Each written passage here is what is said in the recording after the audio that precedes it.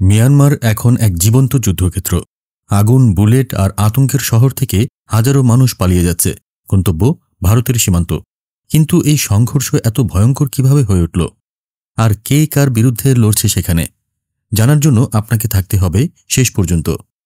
সোমবার ভারতীয় সীমান্তরক্ষী বাহিনীর বরাতে ব্রিটিশ বার্তা সংস্থা রয়টার্স জানায়, মিয়ানমারে সামরিক জান্তা বিরোধী দুটি সশস্ত্র গোষ্ঠীর মধ্যে ভয়াবহ সংঘর্ষ শুরু হয়েছে। দুই পক্ষ চীন ন্যাশনাল ডিফেন্স ফোর্স, সংক্ষেপে CNDF, এবং চীনল্যান্ড ডিফেন্স ফোর্স হুয়ালংরাম বা CDFH দাবি করছে উত্তর পশ্চিমাঞ্চলীয় চীন রাজ্যের নিয়ন্ত্রণ। এই সংঘর্ষ এমনই তীব্র যে 2 জুলাই থেকে আজ পর্যন্ত হাজার হাজার মানুষ রাতের আধারে সীমান্ত পেরিয়ে আশ্রয় নিচ্ছে ভারতের মিজোরামে। চীন রাজ্যের মানুষ এখন ঘরছাড়া। 4,000-এরও বেশি শরণার্থী শুধু গত কয়েকদিনেই, এমনটা জানিয়েছেন ভারতের নিরাপত্তা বিভাগের একজন জ্যেষ্ঠ কর্মকর্তা।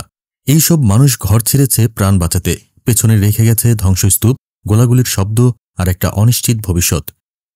মিজোরামের স্বরাষ্ট্রমন্ত্রী কে সাবদাঙ্গা জানিয়েছেন, তারা শরণার্থীদের ফিরিয়ে দেননি, বরং খাদ্য, পানি ও আশ্রয়ের ব্যবস্থা করেছেন। কারণ এটা শুধুই রাজনৈতিক নয়, এটা মানবিকতা। কিন্তু প্রশ্ন হচ্ছে, এত বড় সংঘর্ষ, আরও হাজারো মানুষের দেশছাড়া হওয়া, এই বিষয়ে মিয়ানমারের সামরিক সরকার কি বলছে? রয়টার্স জানিয়েছে, জান্তা সরকারের মুখপাত্রের সঙ্গে যোগাযোগের চেষ্টা করা হলেও তারা সাড়া দেননি।